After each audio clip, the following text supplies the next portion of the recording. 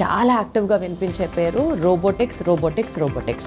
So ఒక normal conventional mode of సర్జరీకి robotic సర్జరీకి ఏంటి డిఫరెన్స్? మీరేం చెప్తారు సార్? కన్వెన్షనల్ సర్జరీ ప్రిఫర్ చేయమంటారా పేషెంట్స్కి, రోబోటిక్ సర్జరీకి వెళ్ళమంటారా? ఒక టెక్నాలజీ ఇవాల్వ్ అవుతున్నప్పుడు ఎప్పుడైనా కానీ there will be a doubts, ఇది కరెక్టా అనే బ్యాలెన్స్లో వెళ్తానే ఉంటుంది. సో ఈ యొక్క కాంప్లికేషన్ని అవాయిడ్ చేయడానికి రోబోటిక్స్ ఈజ్ 100% హెల్పింగ్ అస్. ఒక డాక్టరు ఒక వ్యాధిని ఐడెంటిఫై చేయలేదు, సపోజ్ ఇంకొక డాక్టర్ కూడా ఆ వ్యాధిని ఐడెంటిఫై చేయలేదు. ఎందుకు ఐడెంటిఫై చేయలేకపోతున్నారంటే it is the sum total of our experience. ఇప్పుడు వస్తున్న ఆర్టిఫిషియల్ ఇంటెలిజెన్స్ ఏంటంటే ఈ ప్రపంచంలో ఉన్న డాక్టర్స్ యొక్క తెలివితేటలు, వాళ్ళు చూసిన అన్ని కేసులు ఒక డేటాబేస్లోకి వెళ్ళిపోతాయి. రైట్. మీకు సంబంధించిన కేసు దాన్ని అడిగినప్పుడు నా బ్రెయిన్లో నాకు సంబంధించి 20,000 కేసులే నా దగ్గర ఉంటాయి. ఆ డేటాబేస్లో కొన్ని లక్షల కోట్ల కేసులకు సంబంధించిన డేటా ఉంటుంది. స్పెసిఫిక్గా మనం మాట్లాడితే రాబోయే కాలంలో ఎలాంటి అడ్వాన్స్మెంట్స్ మనం చూస్తాం? మెడికల్ ప్రొఫెషన్ ప్రతి ఒక్క చోట we are going to use artificial intelligence. చాలా దూరం లేదండి, we're very close and we're already using lot of artificial intelligence. Common man కి కూడా అపీలింగ్ గా ఉంటుందంటారా సార్? కామన్ మ్యాన్ కి లైఫ్ ఎంత ఈజీ చేయటమే artificial intelligence. I mean to ask it in terms of finances. ఏదైనా middle class, below middle class, కింద poverty line వాళ్ళకి ఒక మెడిసిన్ అందకపోతే that's not called medicine or advancement in life. 100% sir. చిన్నప్పుడు స్కూల్లో ఒక డెఫినేషన్ చదువుకునే వాళ్ళం, సింపుల్ మెషిన్స్ అని. అంటే those machines which make our life much more easier, those are called as simple machines. ఇది 1 మార్క్ క్వశ్చన్ చదువుకున్నట్టు గుర్తు. ఇప్పుడు ఆర్టిఫిషియల్ ఇంటెలిజెన్స్ గురించి చెప్తే it not only makes our lives easier, but అసలు లైఫ్ వితౌట్ ఆర్టిఫిషియల్ ఇంటెలిజెన్స్ అనేది అసలు కనీసం ఊహించుకోవడానికి కూడా, అమ్మో ఆర్టిఫిషియల్ లేకపోతే మనం ఏమైపోయే వాళ్ళం అనేట్టుగా అనిపిస్తోంది. సో మరి ఆర్టిఫిషియల్ ఇంటెలిజెన్స్ లైఫ్లో ఎంత మేజర్ రోల్ ప్లే చేస్తున్నప్పుడు మన హెల్త్ విషయంలో ఇంకెంత రోల్ ఉంటుంది? మనకు తెలిసింది చాలా తక్కువ, but we need to know more and more about it. And not only artificial intelligence in medicine in our daily lives, but also artificial intelligence core point ga jarugutunnatuvanti robotic surgeries gurinchi kuda chaala telusukovalsina అంశాలు ఉన్నాయి. ఎందుకంటే robotic surgery చేయించుకుంటేనే ఆ సర్జరీకి పరిపక్వత అని కొందరంటే, ఏ surgery అయినా ఒకటేనండి, robotic surgery makes our life easier అని కొంతమంది అంటారు. సో దీని గురించి ఇంకా డీటెయిల్గా మాట్లాడుకుందాం. We have with us doctor Narendra Reddy గారు from Sai Bhaskara hospitals, is the chief joint replacement surgeon, మనతో పాటు ఉన్నారు. హలో డాక్టర్ గారు, నమస్తే. ఎలా ఉన్నారు? Good, wonderful sir. సార్ అసలు మెడిసిన్లోకి పూర్తిగా డైవ్ చేయక ముందర మీ అటాచ్మెంట్ ఆర్ మీ థాట్స్ అబౌట్ ఆర్టిఫిషియల్ ఇంటెలిజెన్స్ తెలుసుకుందాం అనుకుంటాను. What do you say? కాలేజ్లో మీరు ఇందాక చెప్పినట్టు స్కూల్లో చదువుకున్నప్పుడు సెల్ ఫోన్స్ గురించి ఐడియా లేదు, కానీ మేబీ ఎంబీబీఎస్లో మేము చదివే రోజుల్లోనే I think cell phones first time వచ్చినాయి. So that was a fascinating. అప్పుడు అనుకున్నాము ఇదే ఇంత ఉంటే మనం ఎక్కడైనా ఎవరితోనైనా కనెక్ట్ అయిపోవచ్చు అని. జస్ట్ ఒక 20-25 ఇయర్స్లో చేతిలోనే ప్రపంచం అనే పాయింట్కి వచ్చాం. అంటే ఇవాళ ఫోన్ లేకపోతే కర్ణుడు కవచకుండలాలు వదిలేసినంత బాధతో ఉన్న మనం, ఐ ఫీల్ ఇది మన ఒక లైఫ్లో భాగం అయిపోయింది. నాకు తెలిసి కొన్ని జనరేషన్ తర్వాత ఇది చేతిలోకి ఇమిడిపోయి జెనెటిక్గా మాడిపోయి ఫోన్లో కూడా ఇలా వచ్చేస్తుందేమో అన్న ఫీలింగ్ నాకుంది. But keeping all these aside, technology every 5 ఇయర్స్కి మారిపోతూ ఉంది. ఇప్పుడు కానీ మనం చూసినట్లయితే ఇదివరకులాగా హాస్పిటల్స్లోకి వెళ్తే ఒక రిసెప్షన్ కౌంటర్లో ఒక పర్సన్ మనల్ని పిలిచి మన గురించి డీటెయిల్స్ రాసుకొని మనకి ఒక కార్డు ఇచ్చి డాక్టర్ దగ్గరికి పంపించేవాళ్ళు. ఇప్పుడు మీరు ఎక్కడికి వెళ్ళినా ఎవ్రీథింగ్ ఈజ్ కంప్యూటరైజ్డ్. ఎలాగనే ఒక స్టిక్కర్ అంటిస్తున్నారు, ఒక ట్యాగ్ ఇస్తున్నారు, మీ డీటెయిల్స్ ప్రొటెక్ట్ చేస్తున్నారు.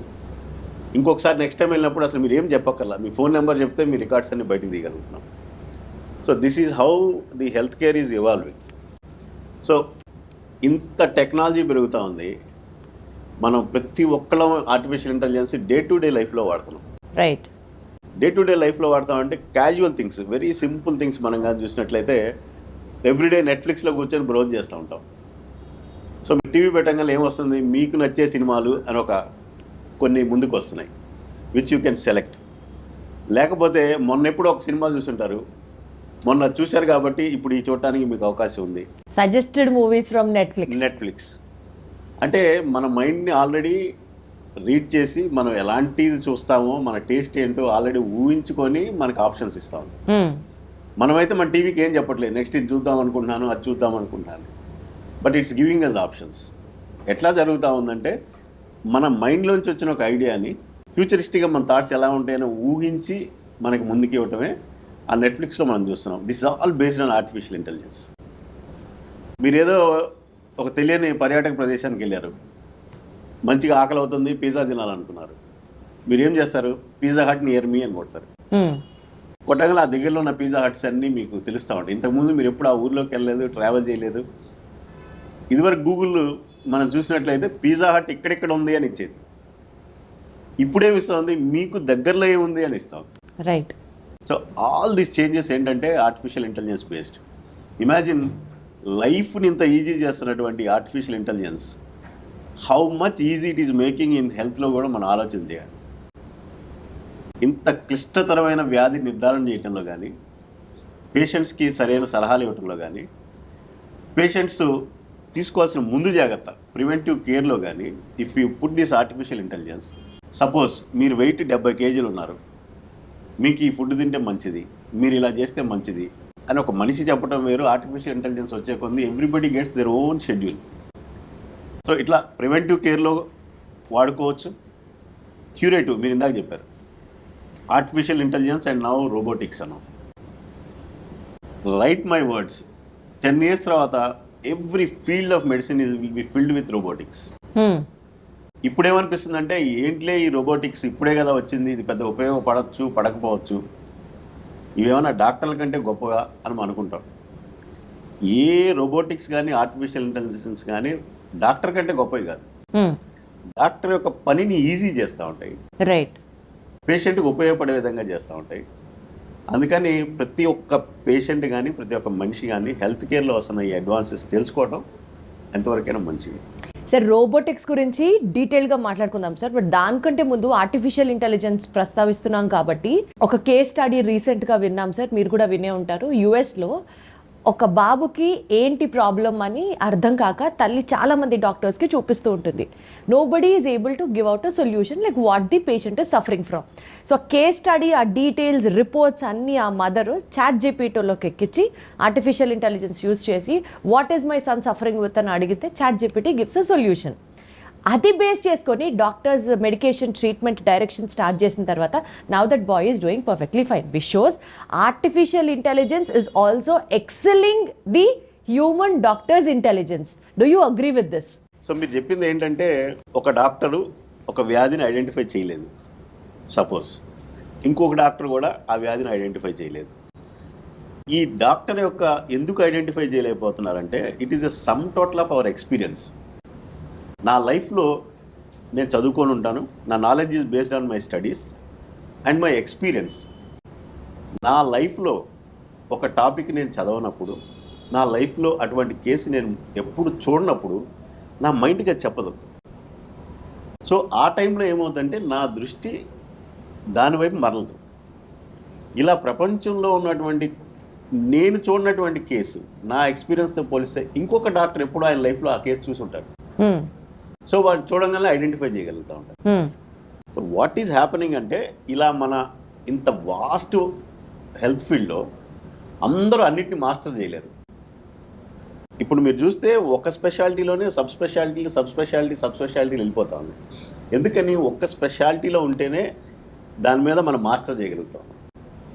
ఎలాగైతే ఈ డయాగ్నోసిల్ కొన్ని పెట్టలేకపోతున్నది ఎందుకంటే మన ఎక్స్పీరియన్స్లో మనం చూడడం లేదు. ఇప్పుడు వస్తున్న ఆర్టిఫిషియల్ ఇంటెలిజెన్స్ ఏంటంటే ఈ ప్రపంచంలో ఉన్న డాక్టర్స్ యొక్క తెలివితేటలు, వాళ్ళు చూసిన అన్ని కేసులు ఒక డేటాబేస్లోకి వెళ్ళిపోతాయి. రైట్. సో ఎప్పుడైతే మీరు మీకు సంబంధించిన కేసు దాన్ని అడిగినప్పుడు నా బ్రెయిన్లో నాకు సంబంధించి 20,000 కేసులే నా దగ్గర ఉంటాయి. ఆ డేటాబేస్లో కొన్ని లక్షల కోట్ల కేసులకు సంబంధించిన డేటా ఉంటుంది.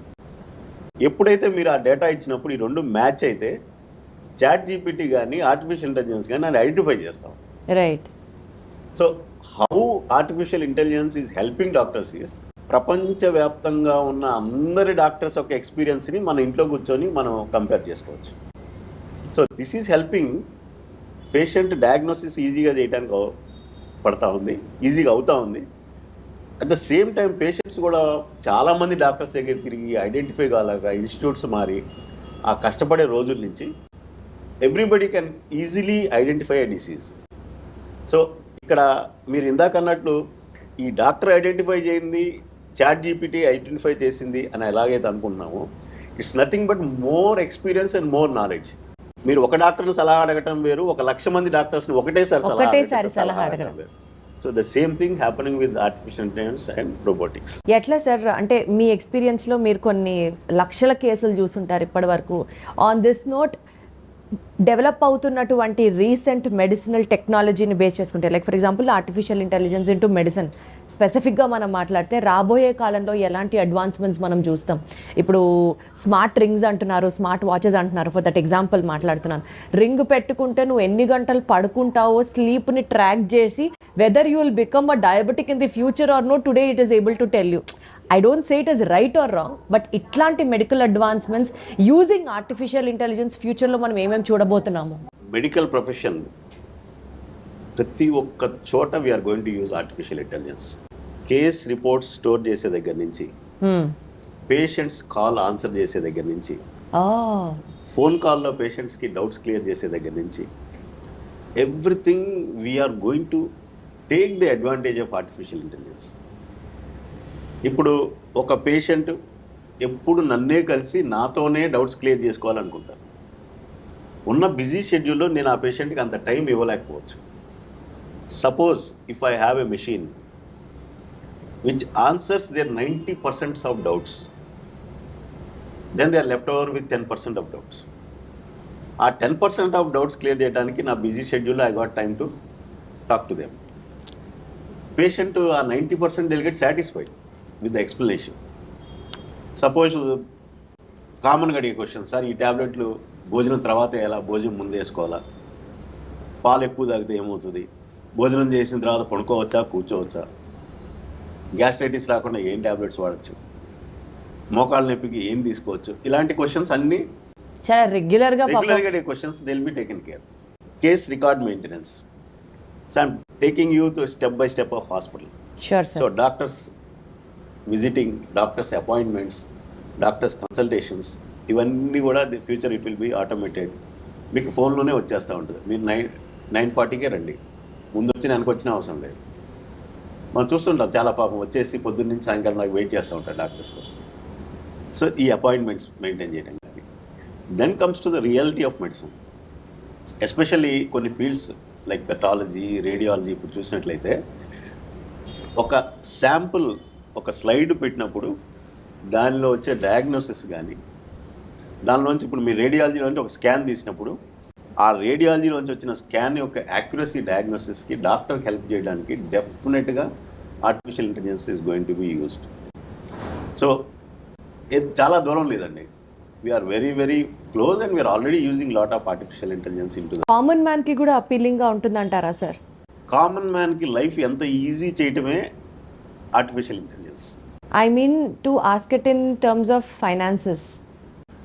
ఫైనాన్సెస్ అంటే ఇప్పుడు బడ్జెట్ని తగ్గించాలంటే, యూటిలిటీని పెంచాలంటే there should be efficient way of doing things. Okay.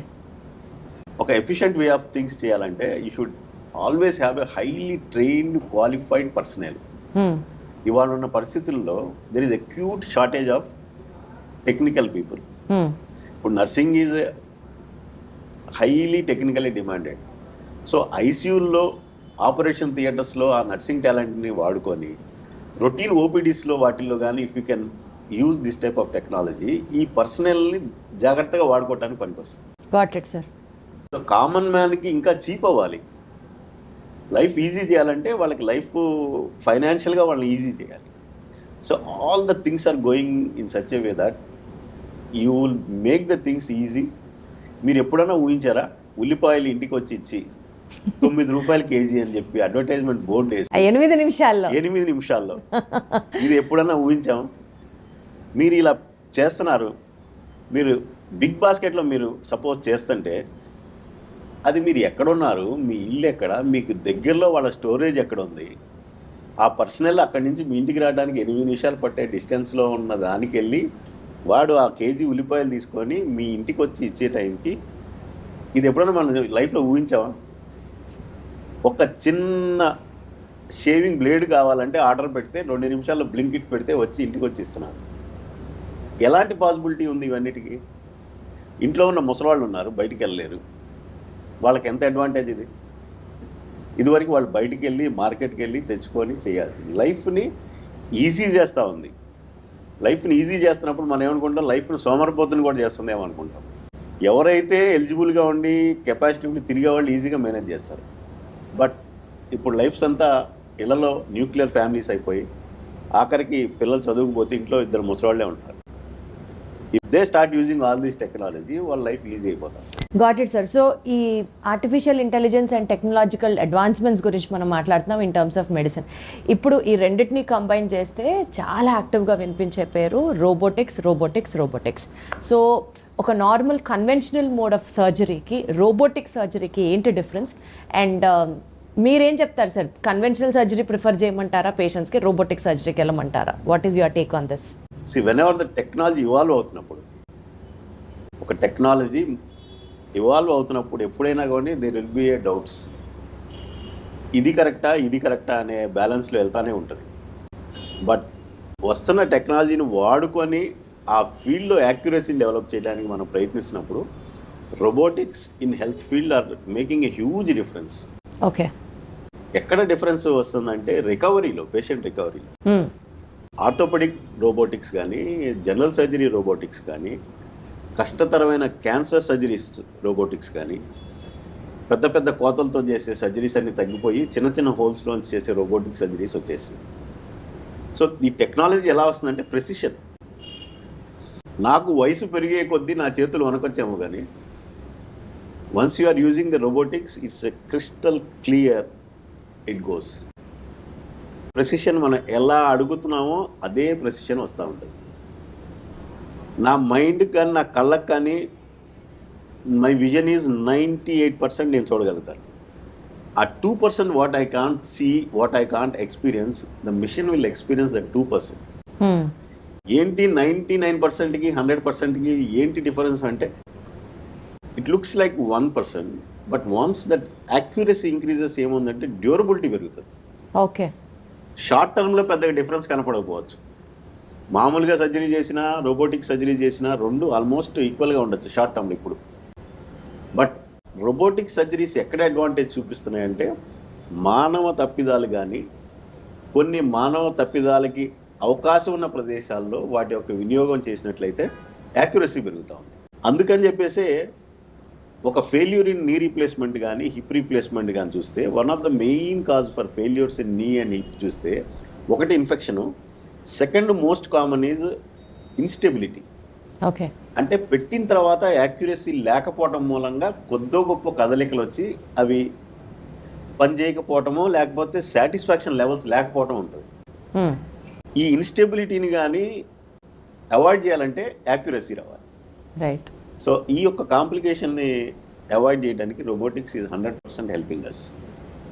So ఈ కాంప్లికేషన్ ఎంతమందికి ఉంటుంది అని చూస్తే 1 to 2% మెంబర్స్కే ఉంటుంది. ఒక 100 మందికి రీప్లేస్మెంట్ చేస్తే ఇద్దరు మటుకు ఇన్స్టెబిలిటీ అనే దాంట్లో ఇబ్బంది పడుతుంటారు. బట్ ఈ ఇద్దరిని కూడా కాపాడాలంటే ఇటువంటి టెక్నాలజీ. సో హ్యూమన్స్ చేస్తే బాగుంటుందా, రోబోటిక్ చేస్తే అంటే human it is not robotic surgery, it robotic assisted surgery. Right. ఇప్పుడు నెక్స్ట్ అదే అడగబోతున్నాను. సర్జన్కి రోబోట్ అసిస్ట్ చేస్తుంది అంతే, అంతేగాని అంటే డాక్టర్ పర్యవేక్షణలోనే సర్జన్ అక్కడ ఉండగానే robotic surgery is happening. Absolutely there is no robotic. మనం సినిమాల్లో చూసినట్టు ఒక రోబోట్స్ వచ్చేసి సర్జరీలు చేసేసి లేకపోతే వాళ్ళు యుద్ధాలు చేసేసి కంట్రీల మీద చేసేసి సినిమాటిక్గా ఛాన్సే లేదు.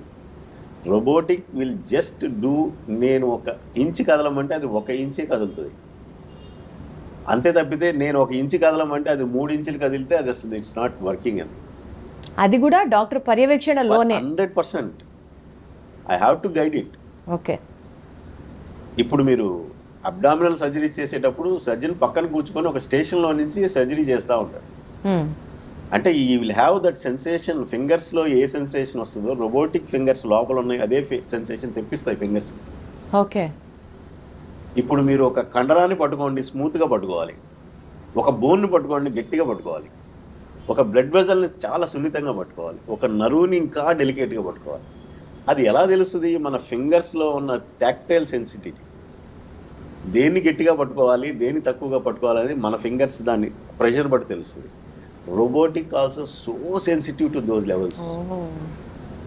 ఏ టిష్యూని ఎలా హ్యాండిల్ చేయాలనే టాక్టైల్ సెన్సిటివిటీ ఉన్నటువంటి డెవలప్మెంట్సే ఈ రోబోటిక్స్ వస్తూ ఉన్నాయి. ఎంత ఉంటుంది సార్ కాస్ట్ డిఫరెన్స్ కన్వెన్షనల్ సర్జరీకి రోబోటిక్ సర్జరీకి? ఆర్థోపెడిక్ సర్జరీస్లో అయితే I don't think there is a much exuberant charges అయితే ఎక్కువగా లేవు. మహా అయితే ఒక సర్జరీకి ఒక 50,000 to 70,000 difference, at the maximum 1 lakh difference వస్తూ ఉంది ఒక సర్జరీకి. అదే కొంచెం soft tissue surgeries like cancer సర్జరీస్లో ఆ డిఫరెన్స్ ఎక్కువగా కనపడతా ఉంది. ఆర్థోపెడిక్స్లో ఒక 2-3 ఏళ్ల క్రితం ఉన్నంత కాస్ట్తో పోలిస్తే ఇప్పుడు కాస్ట్ బాగా డ్రాస్టిక్గా తగ్గిపోతూ వస్తుంది. Because people started using more. ఎప్పుడైతే ఎక్కువ మంది యూజ్ చేసే కొద్దీ ఎనీ ప్రోడక్ట్ దాని రేట్ తగ్గిపోతూ ఉంటుంది. రెండోది, ఈ రోబోట్స్ వాటి మీద ఎక్కువ ఇంపోర్ట్ చేస్తూ ఉన్నారు. చేసేటప్పుడు ఆటోమేటిక్గా ప్రైస్ తగ్గుతూ ఉంది. సో ఫ్యూచరిస్టిక్గా చూస్తే నెక్స్ట్ 10 yearsలో I think robots will be like any other normal surgery లాగే ఉంటాయి. పేషెంట్స్ కూడా ఎక్కువ ఖర్చు లేకుండా, ఇప్పుడు స్టార్టింగ్లో ఉంది ఇండియాలో కాబట్టి ఈ ఖర్చు మనం అనుభవిస్తున్నాం. రెండోది, ఇన్సూరెన్స్ కంపెనీలు కూడా ఈ రోబోటిక్ సర్జరీస్కి ఇప్పుడిప్పుడే పేమెంట్ స్టార్ట్ చేసినాయి. Once they start paying robotic surgeries కూడా ఇన్సూరెన్స్ పే చేస్తే అప్పుడు ఇంకా వైడ్ రీచ్ అవుతుంది. జనాల్లో కూడా ఆర్థిక ఇబ్బంది లేకుండా ఏదైనా middle class, below middle class, కింద పావర్టీ లైన్ వాళ్ళకి ఒక మెడిసిన్ అందకపోతే that's not called medicine or advancement in life. 100% sir, right, very well. So very కాస్ట్లీగా ఎవరికైతే ధనవంతులకే వైద్యం చేయగలిగే వైద్యంగా ఉంటే అది అసలు వైద్యం అన్నది. సార్ ఇప్పుడు ఈ రోబోటిక్ సర్జరీ చేయించుకున్నారు ఒక పేషెంట్ ఫర్ ఎగ్జాంపుల్, తనకి రికవరీ ప్రాసెస్లో కన్వెన్షనల్ సర్జరీ కంటే కూడా ఇంకా ఫాస్ట్గా జరుగుతుందా? అండ్ ఏదో విన్నాను, I don't know if it is right are wrong, you have to tell me. ఇప్పుడు సపోజ్ ఏదైనా ఒక రీప్లేస్మెంట్ సర్జరీ చేయించుకున్నారనుకోండి, మోకాలికి కానివ్వచ్చు, తుంటి భాగానికి కానివ్వచ్చు, ఆ సర్జరీ అయిన తర్వాత జరిగే ఫిజియోథెరపీకి సంబంధించి పేషెంట్ ఆర్తనాదాలు తారాస్థాయిలో ఉంటాయి. అదే రోబోటిక్ సర్జరీ చేయించుకుంటే అంత ఆర్తనాదాలు ఉండవు, అసలు నొప్పి కూడా తెలియదు, ఈజీగా రికవర్ అయిపోతారు. సపోజ్ ఇక్కడ ఒక 1 month పడితే ఇక్కడ 2 weeksలో రికవర్ అయిపోతారు, ఇట్లా చెప్తున్నారు. What you have to say about this? Physiotherapy గురించి మీరు చెప్పింది నాకు చాలా నచ్చింది. ఆర్తనాదాలు అనే పదం అంటే నిజంగా కొంతమంది పేషెంట్స్ వాళ్ళు చేసే అరుపులు, కేకలు, ఏడుపులు చూస్తే ఇంకా జీవితంలో ఈ సర్జరీ ఎవరు చేయించుకోకూడదు అదేగా సార్ అన్న పరిస్థితిలో ఉన్న విషయం నేను డెఫినెట్గా ఒప్పుకుంటాను. కానీ ఒక 10 సంవత్సరాల క్రితం ఉన్నటువంటి ఆ ఫిజియోథెరపీ ప్రోటోకాల్స్కి ప్రెజెంట్లీ ఉన్న ఫిజియోథెరపీ ప్రోటోకాల్స్కి చాలా డిఫరెన్స్ వచ్చింది. ఓకే, ఒకటేంటంటే పెయిన్ మేనేజ్మెంట్లో డెఫినెట్లీ దెర్ ఈజ్ అడ్వాన్స్మెంట్. ఇమీడియట్గా ఆపరేషన్ తర్వాత వచ్చే పెయిన్ మేనేజ్మెంట్ అయితే ఎక్సలెంట్గా ఎపిడ్యూరల్ అనస్థీషియాస్ కానీ నర్వ్ బ్లాక్స్ కానీ ఇస్తుండటం మూలంగా ఆపరేషన్ అయిన సాయంకాలానికో నెక్స్ట్ డేకో డెఫినెట్గా వాళ్ళు లేచి నడుస్తూ ఉన్నారు. రెండోది, ఇదివరకు ఏంటంటే డాక్టర్స్ కూడా చెప్పేవాళ్ళు, బాగా ఈ నెల రోజుల్లో కానీ మీరు మడవకపోతే ఫ్యూచర్లో ఇంక రాదు, అది బిగుసుకుపోద్ది అని చెప్పేటప్పటికి ఫిజియోథెరపిస్టులో కూడా పాపం డాక్టర్లు ఇచ్చిన సలహాల మేరకి వారు కూడా ఏంటంటే ఎక్కువగా ప్రెషర్ వాడి ఎక్కువగా పేషెంట్స్ యొక్క సహాయం తీసుకొని మంచి రిజల్ట్స్ తేవడం కోసం ఎక్కువగా స్ట్రెయిన్ చేసేవాళ్ళు. ఇప్పుడు వస్తున్న జాయింట్స్ వచ్చేసినాయి, high flexion joints. So surgery చేసినప్పుడే when we use these high flexion joints మడత ఆటోమేటిక్గా మీరు సింపుల్గా వచ్చేస్తుంది. ఓకే. రెండోది, రోబోటిక్స్ వాడటం మూలంగా ఏమవుతుందంటే సాఫ్ట్ టిష్యూస్ ఏవైతే ఉన్నాయో వాటిని ఎక్కువ మనం కదిలించట్లేదు, అందుకని పెయిన్ తక్కువగా ఉంటుంది. ఓకే. మూడోది చూస్తే ఏంటంటే ఫిజియోథెరపీలో నుంచి చాలా ఎవాల్వ్ అయ్యాం. ఓకే. ఇప్పుడు ఎవరైతే ఫిజియోథెరపిస్ట్ చేసే ఫిజియోథెరపీకి ఐ కెన్ బేర్, నేను చేసుకోగలుగుతానంటే ఫిజియోథెరపిస్ట్ హెల్ప్ తీసుకోమంటున్నాను. లేదు నాకు వద్దు నేను చేసేసుకుంటానంటే ఇండివిజువల్గా చేసేసుకోమంటున్నాను. ఇక్కడ ఉంది ఒకటే మూమెంట్ అండి, మోకాళ్ళు అయితే కాలు మడవటం, చాపటం, ఇంతకు మించి ఏం లేదు. రెండోది ఏంటంటే ఈ తొడకండరం బలపడటం. ఈ 2 కాన్సెప్ట్సే నీ రీప్లేస్మెంట్ సక్సెస్కి. అందుకని ఎవరైతే ఫిజియోథెరపీ గురించి భయపడుతున్నారో వాళ్ళని ఇప్పుడు వదిలేస్తున్నాం. అసలు మీరు ఏం వరి అవసరం పర్లేదు, మీరే చేసేసుకోండి.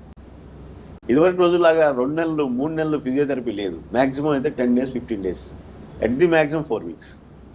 అది కూడా పేషెంట్ కాంప్లైన్స్ ఉంటేనే. పేషెంట్స్ ఎవరైతే కష్టపడుతున్నారో ఈ ఆహాకారాలు చేసి కన్నీటి పర్యంతం అవుతున్నారో వారిని వీఆర్ కౌన్సిలింగ్ దెమ్ ప్రాపర్లీ, వాళ్ళు చేసేసుకోమంటాం.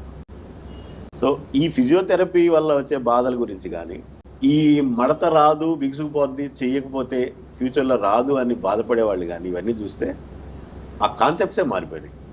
అంటే అవి రోబోటిక్ సర్జరీకి కూడా వర్తిస్తాయా ఆర్ ఇవన్నీ ఎక్సెప్షనల్ టు రోబోటిక్ సర్జరీయా is my doubt. Robotic surgery bone కట్స్కి, ఇంప్లాంట్ అమరికకి సంబంధించినంత వరకు robotics.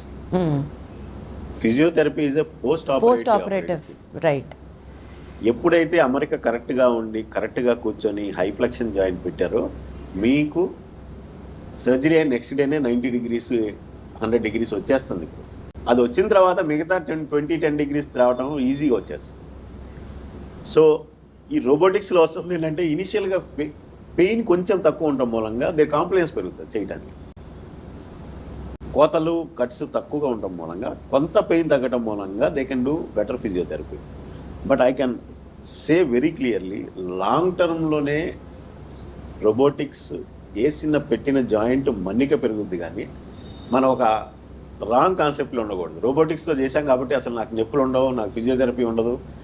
These are all wrong. చాలా ఆనెస్ట్గా చెప్తున్నారు సార్ మీరు. దట్స్ వాట్ ఈస్ సార్ మీరు ఇంత ఆనెస్ట్గా పిక్చర్ ఇస్తున్నారు కాబట్టి one question to conclude with. ఈ మోకాళ్ళ రీప్లేస్మెంట్లు కానీ హిప్ రీప్లేస్మెంట్లు కానీ these surgeries have been practising over decades and decades, ఎప్పటి నుంచో చేస్తున్నారు. And robotics is now into picture. So మరి డాక్టర్స్ అందరూ సార్ ఈ క్వశ్చన్ నేను ఎందుకు అడుగుతున్నానంటే ఒక పేషెంట్ ఆపరేషన్ థియేటర్లోకి వెళ్తున్నప్పుడు చాలా భయపడుతూ వెళ్తారు.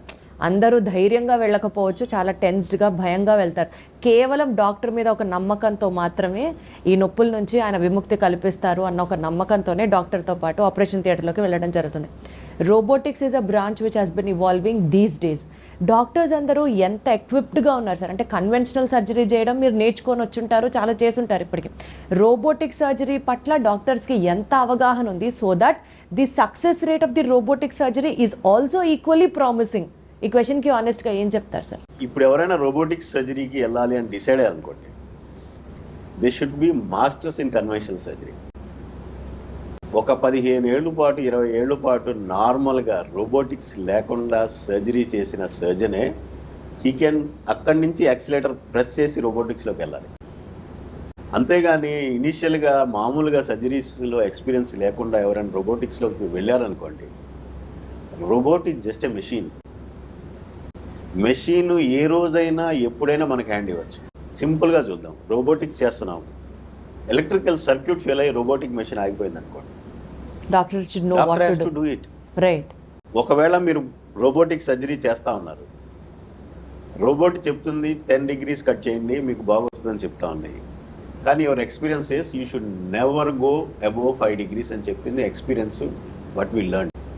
రోబోట్ చెప్తుంది ఆ 10 degrees కట్ చేస్తే మంచి రిజల్ట్ వస్తుంది అని బ్లైండ్గా ఆ స్టెప్కి ఎప్పుడు వెళ్ళకూడదు. You should use your intelligence, you should use your capability of understanding. Machine learning, machine మనం నేర్పిస్తాం మెషిన్కి ఎలా బిహేవ్ చేయాలని. Machine should never say that how a surgeon should behave. అందుకని ఎనీ సర్జరీ లాగా లెర్నింగ్ కర్వ్ డెఫినెట్గా ఉంటుంది. రోబోటిక్ సర్జరీ నేర్చుకోవాలంటే డెఫినెట్గా learning curve ఉంటుంది. ఫస్ట్ 100-200 సర్జరీలు చేసేటప్పుడు నాకు 1.5 గంట పట్టింది. In spite of doing 20,000 odd surgeries before, కన్వెన్షనల్గా చేసిన తర్వాత మామూలుగా అరగంటలో చేస్తాను నేను సర్జరీ. అలాంటిది రోబోటిక్స్ నేను వాడటం స్టార్ట్ చేస్తే 1.5 hours పడుతుంది. ఇనీషియల్ 100 కేసులు చేసేటప్పుడు ఇట్ ఈస్ డెఫినెట్లీ 1.5 hours. ఇప్పుడు నెక్స్ట్ 100 కేసెస్ చేసేటప్పుడు ఏంటంటే it has come down to 1 hour. So I also started understanding the machine. ఇట్లా ఒక 500 సర్జరీలు చేసే టైంకి we understood what is what. So anybody in this universe has to be going through this learning curve. ఈ learning curve లేకుండా ఒక్కసారే నేను అద్భుతమైన సర్జన్ అవ్వటం అనేది లేదు. రెండోది, అంటే నేర్చుకునే ప్రాసెస్లో patient should not be at risk is what I'm asking. Patient is absolutely not under risk. ఎందుకంటే robotic surgery is doing what a surgeon has to do. If somebody is doing which has not to be done, you got all right to stop it. Button నా చేతిలో ఉంది కదా, button is with me. చాలా ధైర్యంగా ఉంది sir వింటుంటే. You cannot do anything like that. రెండోది ఏంటంటే ప్రజల్లో కూడా ఒక పాపం మనం అర్థం చేసుకోవాలంటే ఆర్థికంగా చాలా మంది ఈ రోబోటిక్ సర్జరీని అఫోర్డ్ చేయలేరు. కరెక్ట్. అందుకనే ఇందాక వాళ్ళు ఆపరేషన్ థియేటర్లోకి వెళ్ళేటప్పుడు ఏంటంటే నేను రోబోటిక్ సర్జరీ చేయించుకొని ఉంటే నాకు ఇంకా బాగా అయ్యేదేమో. అంటే ఒక మంచిగా డబ్బులు పెట్టి ఒక మంచి సర్జరీ చేయించుకుంటున్నా కూడా ఎక్కడో వాళ్ళలో ఒక అసంతృప్తిని మిగిల్చడం ఏంటంటే too much of counselling of robotics. Robotic లేకపోతే మీకు జీవితం లేదు, రోబోటిక్ చేయకపోతే లైఫ్ లేదు, ఇలాంటి అన్నీ చెప్పేటప్పుడు ఏమవుతుందంటే పాపం మధ్యతరగతిస్తులు కానీ ఎకనామికల్ ఎఫోర్డ్ కాని పీపుల్ ఏంటంటే టూ మైండ్స్ వెళ్తున్నారు. వెదర్ నేను చేయించుకునే సర్జరీ రోబోటిక్ సర్జరీ కంటే ఇన్ఫీరియర్ సర్జరీయా, లేకపోతే నా సర్జరీ రోబోటిక్ సర్జరీ లాంటిదే సర్జరీయా, ఎంత ఖర్చు పెట్టినా అంత ఉపయోగం ఉండదా అనే లేకుండా, అందుకే నేను ఓపెన్గా చెప్తున్నాను. Wonderful sir. Today the robotic surgery and the conventional surgery equally good results.